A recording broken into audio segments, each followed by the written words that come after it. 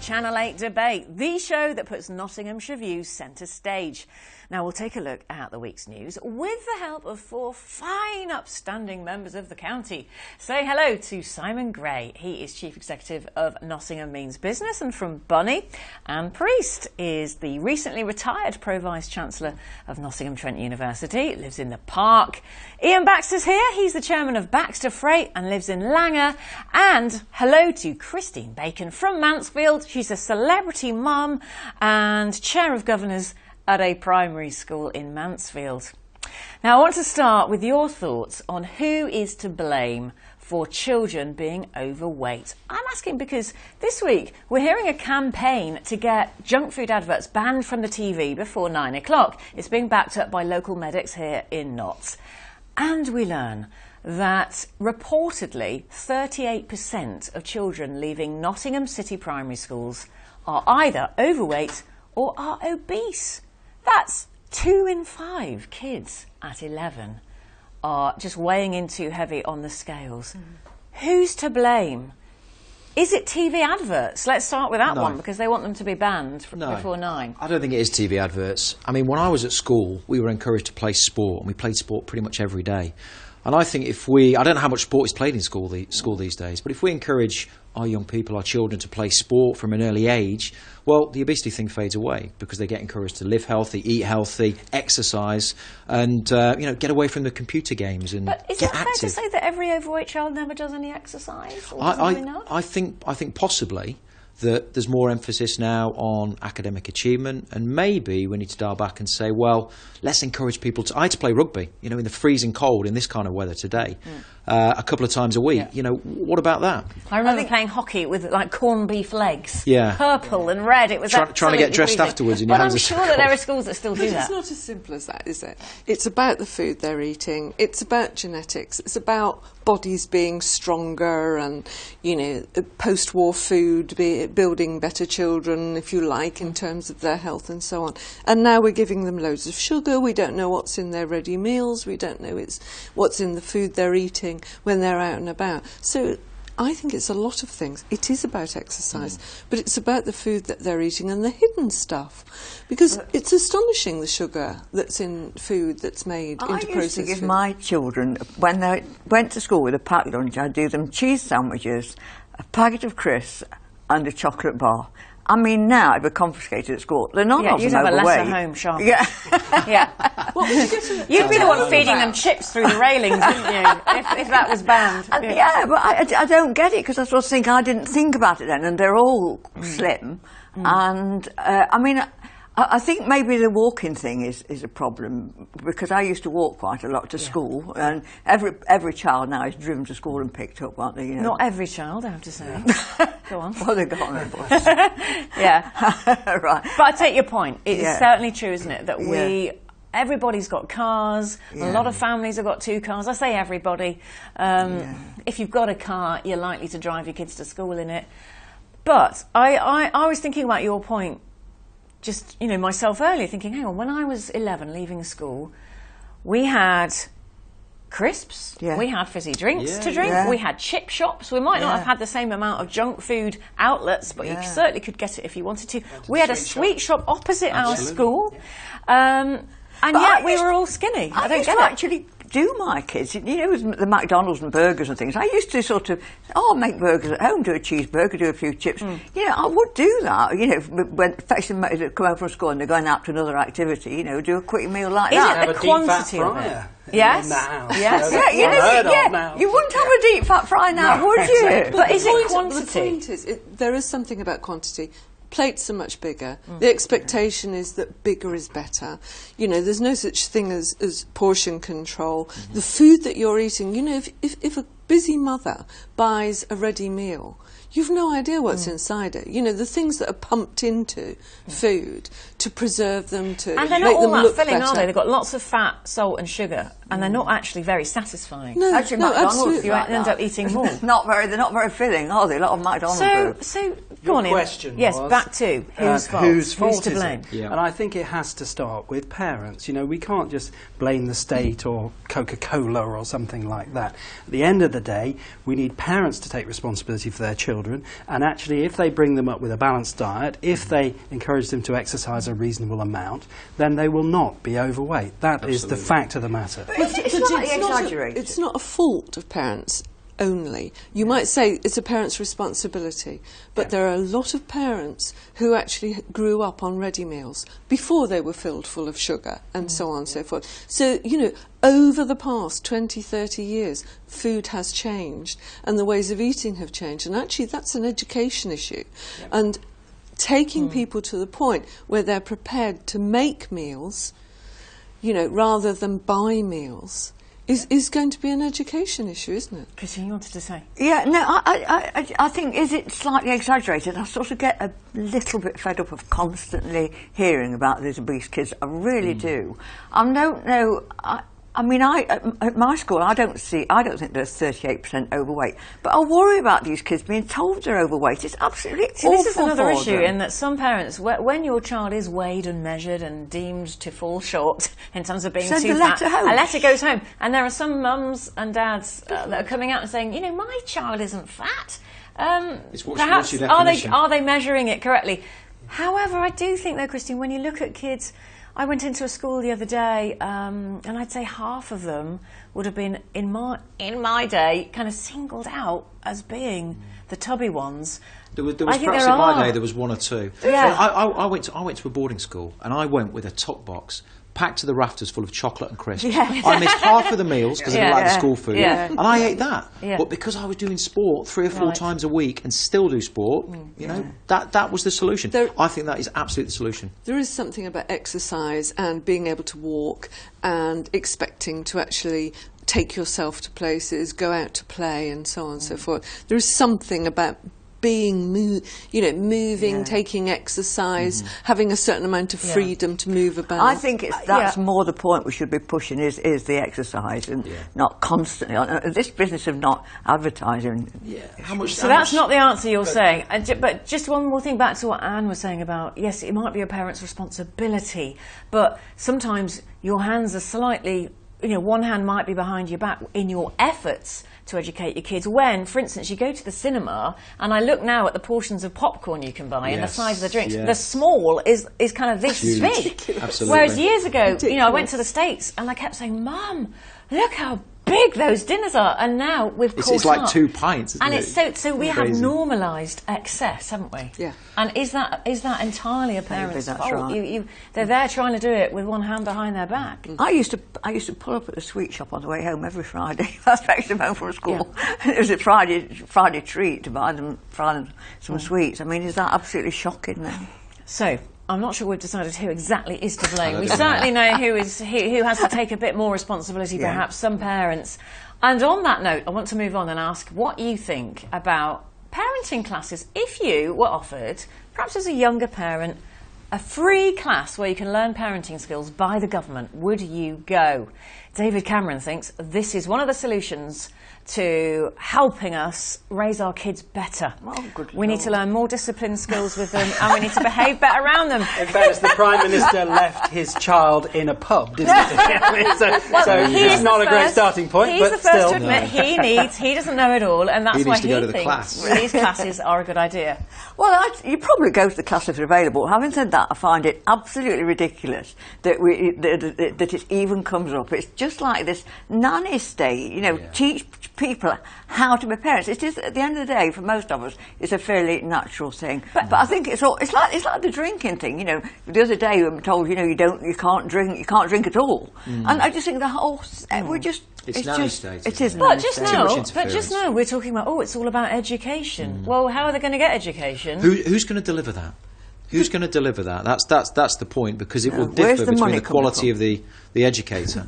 The point is, I think it's a good thing to have somewhere that parents can go for help, that they can go for community, for company and so on. I want to know why the Prime Minister is involved with such a thing when there are more pressing issues that I would like him to deal with than whether we have parenting classes or not. And for goodness sake, the man needs a bit of focus. I just wonder if the parents that are genuinely shocking parents are offered these classes, are they the ones that are going to take themselves off of their own free will? They won't go, will they? They won't go to it. I think a bad parent is a parent who doesn't really care how good a parent they are. If they did care, they probably wouldn't be a bad parent. Who are these expert parents that are going to take the classes? I mean, who's deciding who's a good and bad parent? Who's deciding who's a good and bad parent? Exactly. Are you taking a test? Where's the line for? This is good, this is bad? I'm sorry, but I think, these are not simple things, but actually having classes where people can go, get advice, be part of a conversation, be part of a community is one thing, but deciding whether you're good or bad is a little bit, are you fat or thin? It's the same thing. Who's taking the decisions and what's going to happen if you are? You get a lot of advice when you're pregnant, you don't. You get a lot of help. You can join, NHS antenatal and antenatal day, but you don't really, I kind of agree that when you're a parent, nothing can really prepare you for that.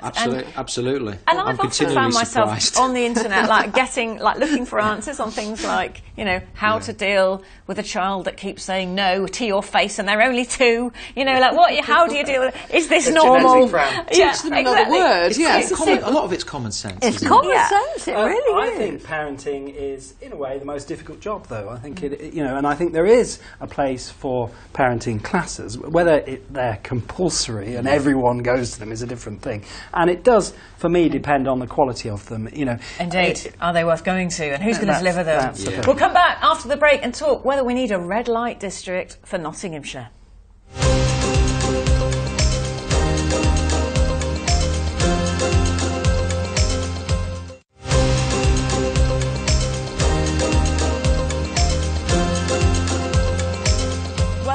To the Channel 8 debate for Nottinghamshire. Our 4 panellists this week: Simon Gray, Anne Priest, Ian Baxter and Christine Bacon. Now, moving on to a topic that is worth us discussing here in Nottinghamshire, because who knows, a pilot in Leeds could be introduced here if it's successful, and that is to set up an official red light district. The police in Leeds have come to an agreement with the local authorities there that they will turn a blind eye to acts between sex workers and their clients in a fixed area of Leeds, an official red light district. It's on an industrial estate, in fact, so it's not in a residential area. But the thinking behind it is that sex workers are at risk. When they're out on the streets, they are at risk of violence. If you allow them a safe area in which to operate, then it'll be better for those, mostly girls, working in the industry. Shall we have one in Nottinghamshire? In Nottingham, what are your thoughts on this, Ian? I don't like this business. I think it's it's not something that I want to legitimise in any way. I think I want to look at it as something that is oppressive of the women that are involved, that is associated with violence and drugs and so on, and should be treated as a crime. So for you, it's an evil that exists, but is this not the lesser of 2 evils? I think it's a brilliant idea. I do. I do. Because you're never going to stop prostitution. Yes, it's awful, but it's always been there. It's the oldest profession at the end of the day, isn't it? I don't know, does it help men not to, do rape? If they can get sex somewhere else, if they need it. And I think if it is controlled, and yes, you're right, but these, young girls, they are very vulnerable. I think rape is a lot more... It's not necessarily just about sex, is it? It's about power and aggression and all kinds of things. But what you're saying is, you can't sweep it under the carpet and expect it to go away. It never will go away, and it will just carry on. And I think it was a lot like we've got in other countries like Amsterdam, and that's all. I do think we've got to be ever so careful. Making a direct link between prostitution and rape it just is However, a huge. I mean, it is true that prostitutes do get raped and are vulnerable to it. It is absolutely and what true. this is trying to do is to eliminate the risk to a degree. You see, I have a problem with this. I agree with Ian. I don't want to legitimise it. However, one has to recognise that there are issues. There are men and women who've got issues, who need sex, who want sex, or feel that they have need to have sex with a prostitute or somebody, that they feel that they have to pay for it, and so on and so forth. It's, there are so many issues around this about why people are in prostitution, why the women feel that that's what they have to do or need to do or want to do. There are issues around it, but that's not answering the question, is it? Of whether, really, whether we should have a red light. There are issues of why people want to do it, but it's always going to be it's there. Always going to happen. It's not about turning a blind eye. I think this is about regulating the problem in a particular area. And I think it's too early to say for Nottingham. We need to look at what this pilot does in Leeds and see whether that works, and then learn from that experience. But this will always happen. It is the oldest profession. Yeah.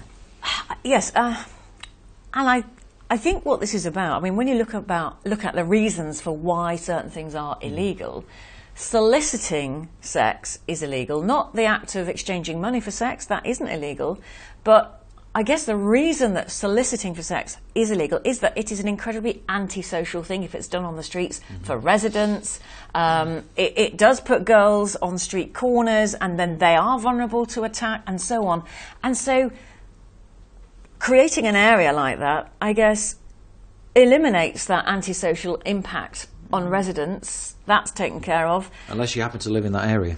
Well, then you've got the issue of where you That's why set they're up. talking about industrial It wasn't estates, industrial, aren't they? but the local businesses are not very happy Not about on this my industrial at estate, all. thank you very much. Exactly. Yeah. I mean, what if it was outside Baxter Freight, for I instance? would be devastated by that. It would really drive down the attractiveness of the area. Yeah, I think. You sort of don't want to know where it... Well, I don't know, because in other countries, like, in European countries or, where they've got these districts, presumably it works there and it's the right thing to do. You can go... I've walked up and down the street in Amsterdam, and looked at them in the window. The police know about it. It's all fine. So, But what you see is the tourist face of Amsterdam is not the same as the reality of prostitution in a city, in hidden areas. And even if you have an area, is that going to make things better?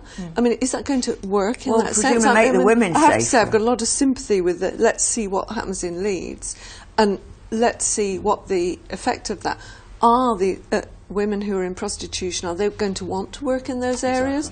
Is the whole of the community that goes with that, the sort of dependencies, are they all going to get, feel that that's where they want these things to go on? The women working in prostitution would actually go for that idea.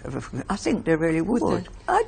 It's a kind of compromise, isn't it? It's a half-cut way of saying, I think police, they're saying, we think it should be legalised, but that's not going to happen. So let's create a little area where it is. It's neither one thing nor the other, isn't it? Is it? And if you do set up a red light district, then it surely is going to be a magnet for the unsavouries as well as those that just want to go about their business. And how is that going to help the problem? It's a case of looking after the women as well, because, I mean, a lot of women want to do it, don't they? They make the money out of it. I don't know. Well, mostly due to desperation. Feed a drug habit and so on, because they're being manipulated and so on. I'm not sure when people say it's the oldest profession, I think that is a bit, unfair on other professions, shall we say. Buying and selling. I think these people are essentially victims of a circumstance, and what we need to do is address the circumstances and also deal with the people who are around that trade, the pimps, and also the users of that trade. I honestly think it's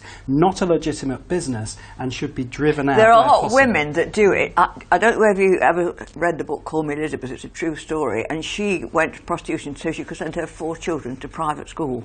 I think those are in the minority. I mean, and there are. I mean, I've met many women who are now very mature and live professional lives who actually say, yes, as a student at university, I did it. And there are others that just think it's a convenient way to make quite a lot of money if you pitch to the right clients. But I do think they are in the minority. These are not the ones that are necessarily at risk, and why we therefore need to think about, or Leeds has thought about, a red light district. There's 2 things I think that we need to address. It's safety first for the women involved, and education.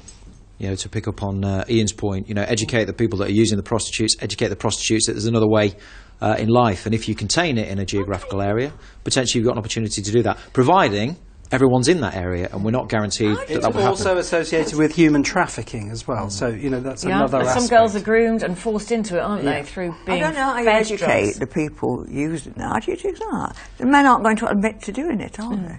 Well, All right.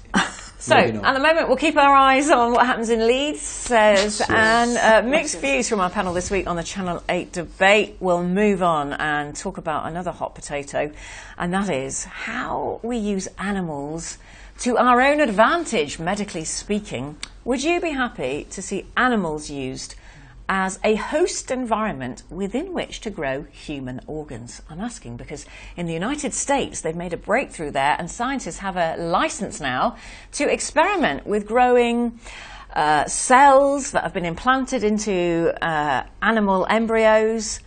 Human cells is like a hybrid. They then implant them into an animal, and you get a kind of tissue that could be used eventually as a human organ. What about it? British scientists want this here, and they're saying no at the moment. What about this, Christine? Obviously, it's you're a all big about the animal welfare. It's the welfare of the animal that concerns me. Which is most important, though? The welfare of people who are desperate for organs, have been on an organ transplant waiting list for a decade, or a sheep? It's totally interfering with nature, isn't it, really? Agreed. Yeah, it is. It sets a dangerous precedent, I think, and you can only go so far to interfere with nature. Who knows what problems that may store up for the future? But then again, if you're waiting for an organ and you can't get an organ, you're in a very different position. Maybe it's about encouraging more people to donate their organs and keeping it in the human environment rather than the animal environment. There's the animal welfare point as well, of course. So I'm against it. Yeah. I think some of those organs are not capable of being donated, though, the ones that are needed. I think that's the point. That's why they're doing it. Yeah. But I agree, really, that messing around with nature is a dangerous thing. I'm not really into it. But I also recognise, I think if it was, my family member and somebody said, we could solve this problem if we did this, then I would be prepared to do that in the context of a sheep. I would, absolutely. Actually, you're kind of talking as if we've got to where we are with medical science without having to interfere with animals and nature. We are where we are, medically speaking, thanks mostly, I think, to experiments on animals in the early stages of drug trials. So if you're going to take that position, surely you need to stick to that and say no messing with because animals. that's where we stand now. No messing with animals. Now we're we'll talking never about commission new drugs. The point is, we're doing what we always do and saying, if it's around me, if it's my child, if it's my husband, it's fine. But in general, I'm against it. And I think that we can't do that. You have to actually be honest about this thing, is that if you think it's okay for you, then it needs to be okay. Would you want it from an animal, though? I find it really odd. Personally, gonna I might die. not, but I think that if my partner or if my child needed an organ, I would want this experimentation to have happened because I would want that issue solved. Whether I would want to have an organ that had been grown inside a mouse or on a mouse's back or something might be another question. But the point is, we can't make an exception for us and ours and then say, but generally it's wrong. You have to be honest about this. That's a perfectly good point. That's a brilliant point. But I think the point that we should be encouraging people to donate organs more is the way forward for this. And it's like have a card with that idea of have a card if you don't. Indeed. Do you have cards? And No, I mean if you have a card week, if you don't want This to. week, medics in Nottinghamshire at the QMC have said that they are considering no longer going to families to say, do you want to overrule your family members' wish to donate their organs? Because 500 families have actually overruled their loved ones' wishes to have their organs donated. So this is a big issue. Right. I'm not sure we're going to solve it in today's Channel 8 debate. We'll have a break. Don't go away.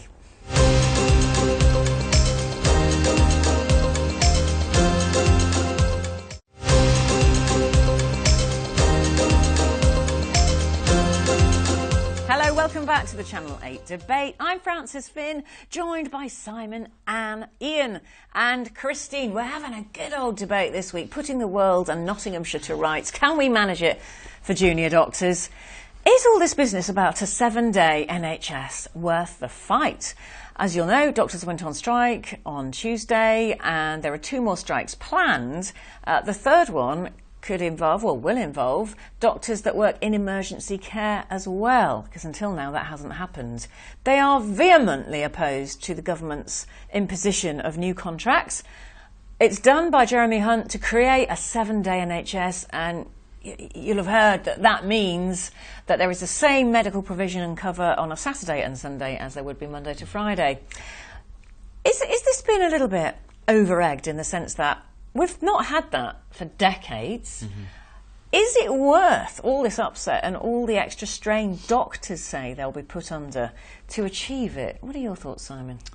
Well, I think, this 7-day NHS, there's going to be demand for it. Okay, so if you introduce it, there's going to be demand for it. But we've survived without 7 days for quite a long time. Well, you say we've survived, but those that want this say some actually haven't because they were admitted on a Saturday or Sunday. Well, true. But, if there's an emergency, isn't there? So, and you can get access to an emergency procedures if you need it. But I think if we've not really thought about the supply issue here, because if we've got junior doctors working too many hours, okay, then what's the quality of care going to be like? And are we going to discourage people taking up this valuable profession? Because they're going to think, well, I don't want to work 7 days a week. So I think it's we thought about we've got the demand thing, but we've not really thought about the supply and what the impact might be. This is not about increasing the number of hours doctors work, and it's not about patient safety. Or if it is about patient safety, it's about those people who die on a weekend because of the level of cover not being sufficient to keep them safe. So what this is about, and I get it, is the fact that doctors don't want to have to work and treat every working day as every day of the week as the same as a normal working day. They don't want to have to work on a Saturday and a Sunday customarily. I understand that. You've got family. But the fact is, if you're an airline pilot, that's what you have to do because planes go to New York or Hong Kong on a Saturday or a Sunday. Let me just put to you what a junior doctor, I'm sure, or a BMA rep would say in response to that. And that would be they already work Saturdays and Sundays. On call, yes. No, not on call. It's part of their rota, and it's quite common for a junior doctor, and by that we mean a doctor up to consultant level, so it's anyone up to sort of late 30s, early 40s. They are regularly working on Saturdays and Sundays, but what happens at the moment is they get extra payments for working Saturdays and Sundays. And that's the other element. It's about pay. So it's about pay but it's and also about when you have to work. It is not about patient safety. But isn't this interesting? Because actually we're arguing about what the issue is, and I think there's a lack of clarity. There's been an awful lot of stirring and a lot of stories going into the press in order to persuade us that it's about this or it's about that. The fact is we live a 7-day life now, and there are stories about people, having problems at weekends. We know that the NHS is overburdened, that we haven't got an NHS that can do what we want it to do because there are medical breakthroughs. We all want so much more. The fact is that we need these people to get back to the table and sort the issue out. If we are customers now of an NHS, customers expect that things work 7 days a week, day in, night out. Our expectations have changed. I'm not sure precisely what the issue is here, but I would like them to get back to the table, sort out the precise issue, and actually talk it through. Can I just, to help here, tell you what the BMA says is its make or break bit of the deal? That if the government changed it, it would call off the strike, and that is the safeguards that are in place at the moment which make sure that local authorities do not ask too much of their junior doctors in terms of hours, because junior doctors have already waived, when they sign up, the European Working Time Directive, which protects you and I from working too many hours in a week. They are already working, let's say, 120 hours across a 10-day stretch, and that happens often. So, and at weekends, which is tough if you've got a family, but doctors will do it. But there are safeguards. So if the authority is, taking the Michael a bit and saying we want you to work lots and lots of these stretches, they can be penalised. Whereas the government is saying those penalties are going to be removed. So doctors are worried the 7-day NHS is going to be on their backs. The government says that they are reducing the maximum number of hours that doctors have to work. But without any penalties to make sure that they are not abused. So I think I agree with Anne that we need to you know, we don't have a complete understanding of every detail of this issue.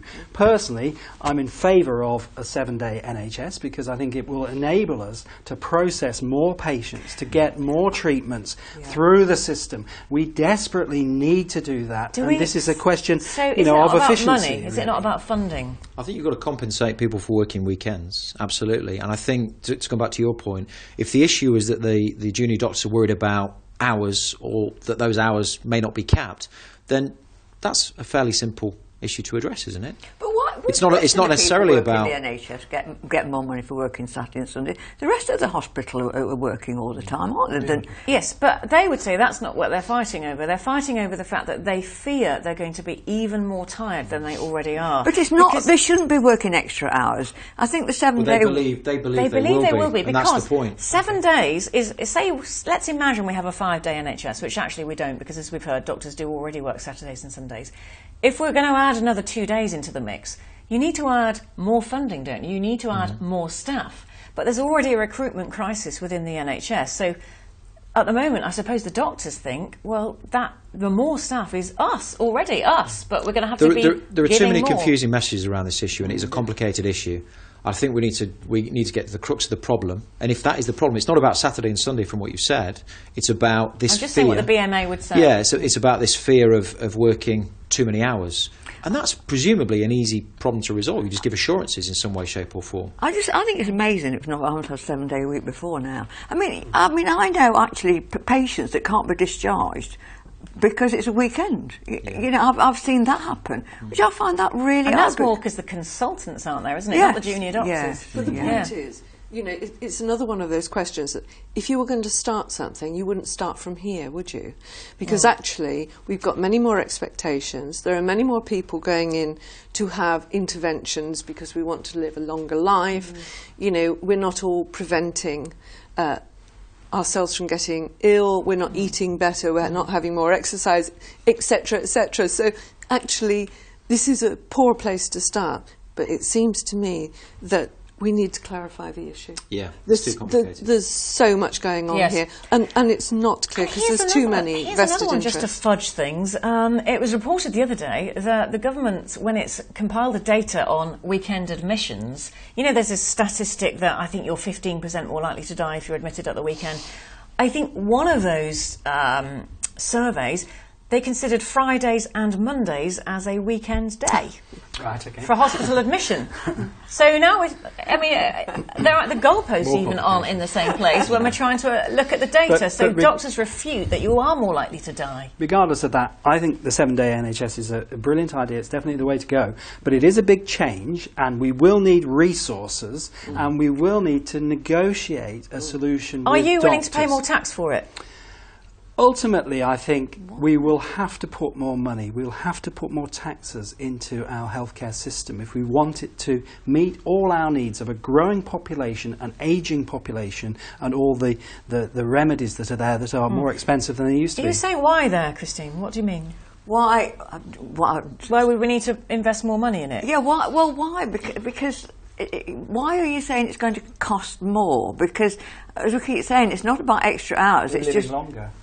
But it's also, we need it more. is about, if you're going to have routine operations at the weekends, the people that have been doing those routine operations Monday to Friday, they are going to need some time off. So you need extra people to work the weekend shifts, don't you? Well, no, it's not about a rota. Like there isn't anybody else that works at weekends. So you'd have fewer weekends in the week to string it the out across the simplicity is weekend. we want to do more work through the week in total. We're going to process more patients, But and therefore we need more people to do it. Yes, if there's going to be more hours covered, then you need more people. Rather than asking the existing junior doctors to work those extra hours and pick up the slack. They get quite. But what I think is really good about it is that means every operating theatre is working full time, for example, so the investment we've made in equipment and facilities is being fully utilised. Absolutely. Well, if there is extra money made available, I know that recruiting doctors is proving difficult at the moment, so I'm not sure what the solution is or whether it's very simple. That takes us to immigration, doesn't it? Yeah, indeed. Do you know, we've just got a couple of minutes before the break. I want to just throw something in for you to think about as you put the kettle on, and that is, you're at work, you've just got a message through on your Hotmail account, so you're having a look and you perhaps send an email through your Hotmail account while you're at work, and that message is something perhaps a bit naughty about your boss, or it might be expressing a belief that your company wouldn't be happy with you holding. Is it fair enough that your boss gets to see what you've written in that personal email through your personal account? The European Court has said yes, it is. Your gut reaction before the break, Simon, on that, and we'll come back to it. I think it's a very complicated issue. It's about whose device is it? Is it the work device? Is it your device? Is it in work? Is it out of work? We're assuming it's in work time, you're at your desk. I think you need to have a distinction. You've got personal time and work time. So you think it's fair game? You as an employer should be able to look at your employees' emails. I didn't say that. Well, I mean, you're legally entitled to. Yeah, I think you have to be very, and with the whole advent of social media and this, that and the other, it's become really, really complicated. And having run my own business where this potentially could be an issue, it's very, very difficult. You can't be seen to. I think you've got to have good grounds to look at somebody's email. Yeah. You can't just be looking at it as a matter of course. I think if you have a valid suspicion that something untoward is going on, then yes. But just carte blanche. Yes, I'm going indeed. to check your personal email today. I'm asking because this has cropped up in the right. news this week.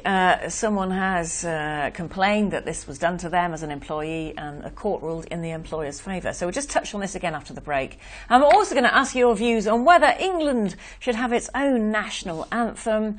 And what about museums? Would you actually visit one if you knew you had to pay? Back in a moment.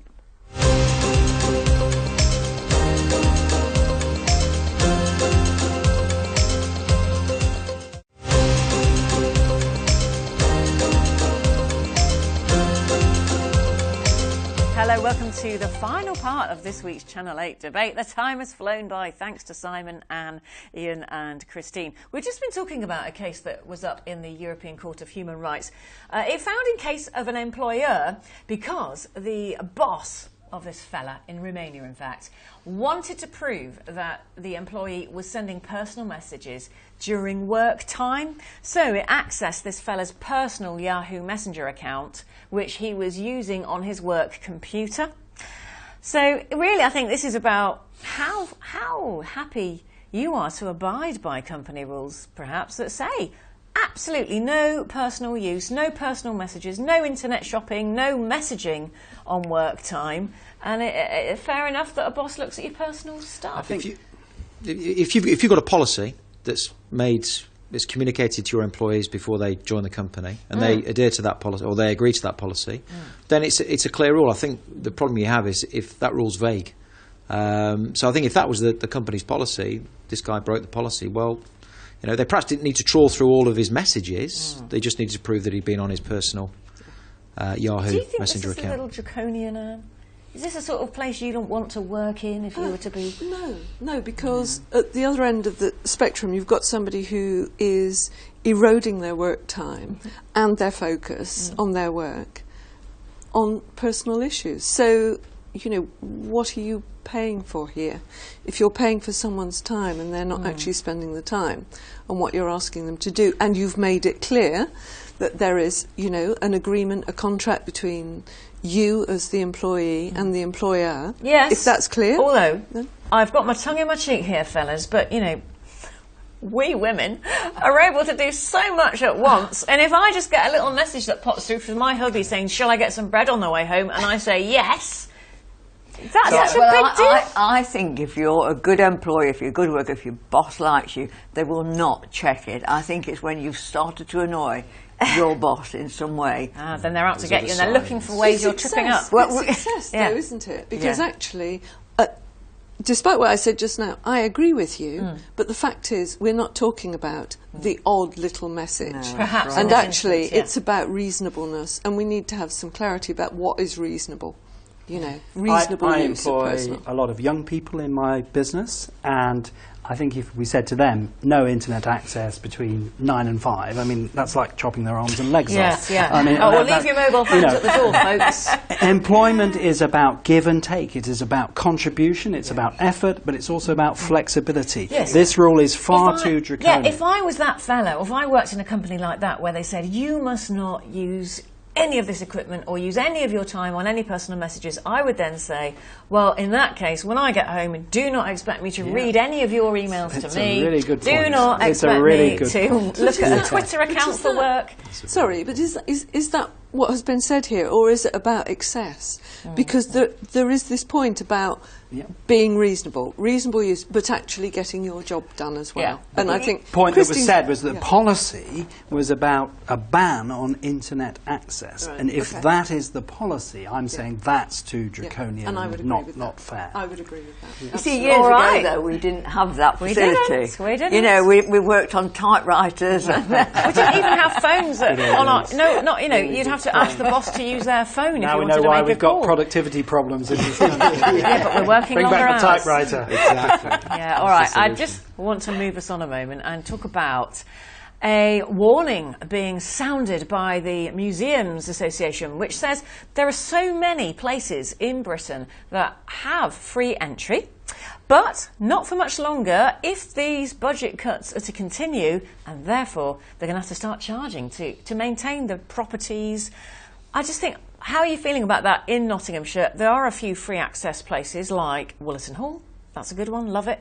Nottingham Contemporary as a gallery is subsidised by, council tax money, partly. Would you be happy to pay? Would you still go to these places if they were not free? Anne? Well, personally, I would go.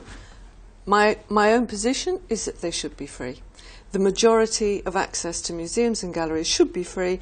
We want our kids to understand arts, culture. We want them to have a broad education. We want to have critical minds, to have views about things. And actually, if we don't make sure that they have access to these things, then there will be a lot of people excluded. So for me, you need to make sure that there is a core access to museums and galleries. You may have to charge for some special exhibitions, you may have to make special arrangements, but for me, I want to make sure that children and adults have all got access to these things. I think, when it comes to children, that's one thing, but it's worth remembering when we say it should be free, it's not free, of course. We're paying for it anyway. I am paying for, frankly, a museum that I have never been in. Yeah. So, I'm paying for somebody else to go in there. And that, of course, is a valid opinion. But on the other hand, in a sort of slightly liberal world, I suppose it is in the end up to me whether I go or not. And therefore, personally, I would be happy for adults in normal circumstances to have to pay a charge, small charge perhaps. Children, I think, is a different issue, and schools and things like that is a different issue. Can't children, again, tongue-in-cheek, just get on the internet and look at a Picasso? It's not the same, is it? You've got to see it in real life. I think there's we haven't got Picassos at Nottingham. Yeah, well, we haven't, not if yet. there is, I'm coming. Raise the ticket price. What is, just to tease this out of you a bit more, what is so great about going and seeing modern art at the Contemporary as far as a child's education is concerned? Why do we need to be paying for those children to go and see that? If you like, just a picture. It's a communication. It's part of a narrative. And when you see an exhibition, when you see something in a museum or a gallery, it has a narrative with it, has a story with it, you're guided through, you have an explanation, you begin to understand, and you develop a language which is broadening out your education, what you know about, what you understand. It's giving you access and confidence to things. Just accessing through internet is just not the same. However, from memory, my school trips to places like museums and galleries, we'd just all be just bustling through, saying, "Miss, when can we have our packed lunch?" Just having a look. That's a really good point. And you're off, you like art. I'm a bit of a Philistine. I like football, for example. Football is expensive. Art is free. So maybe we should balance the thing a little bit. That's not a bad point. That football is also part of our culture. Yeah. But the fact is that if you have just been bustled through, then I'm sorry, then you haven't been properly treated. If you go to Nottingham Contemporary, there is the most inspired work going on with young people, with young children, taking them through, teaching them about art and culture, and encouraging them to question what's going on in the world. Christine. You know, this is marvellous stuff. It attracts a certain type. Well, the way you're describing it, it does, yeah. Do you think that sounds middle class? I don't think it does. Well, I do, because I don't think many children will actually think, oh, I'll go to a museum, will they? I mean, there are different ways, aren't there? They should have the option. There's music to do that. I took my kids drama. to Florence. You know, Florence is an amazing place. I mean, the art there is second to none. It was a wonderful experience static. for me, just to fight back on my Philistine side of it. But my kids were like, Dad, when can we leave? You know, this is too much. I mean, you know. Where's the cinema? Yeah, absolutely. Yeah. Florence is not about contemporary or modern art. Okay. You know, But the thing with the museums, okay, whether you put a ticket price on the door or not, I think you should have a certain level of accessibility. There might be special exhibitions that you would charge for. But remember, there are secondary revenue streams as well. Most museums or art galleries, they have a cafe. Yep. You have to walk through the shop to get in and walk through the shop to get out. So, you know, it's not just about the ticket price. Christine, you're sceptical, aren't you, as to... I mean, do you follow the view? Because some do that if there's a demand for it, it will exist and it will pay for itself. But if we have to plough millions of pounds into the arts and into museums because no one actually wants to go in and pay, do we really need them? Yeah, well, now that you see, that's the point. I think the very word museum conjures up something boring for a lot of people. It just does. I can't imagine of taking my kids to look around Mansfield Museum. I don't think if you had to pay for it, then I mean, you go to one or two in London, like the Victoria and Albert Place. That's great, you know.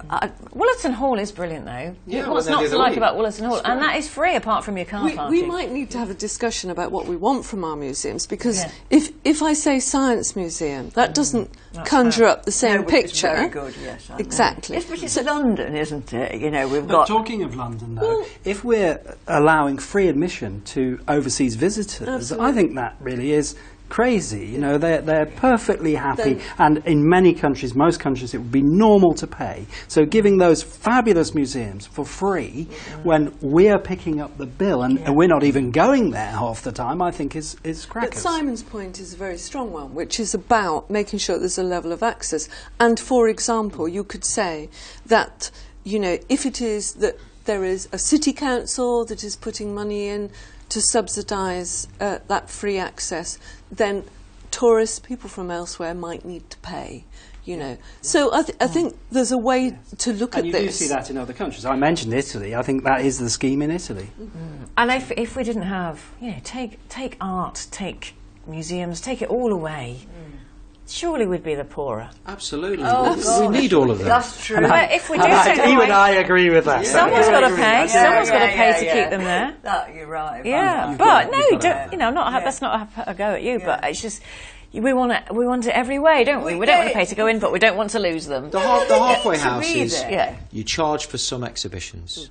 Okay, The special ones. Yeah, and they're probably the more expensive to put on, Right, and it allows you we'll to ring Picasso, ring his Picasso. estate, and see if they can turn The up. really good things are good, aren't they? I know, and that's all we've got time for this week, talking about really good things. You can continue the debate on Twitter, though. Don't forget, just use that hashtag C8Debate. And a big thank you to today's guests, Simon Gray, Anne Priest, Ian Baxter and Christine Bacon. And as always, thank you for watching. Bye-bye.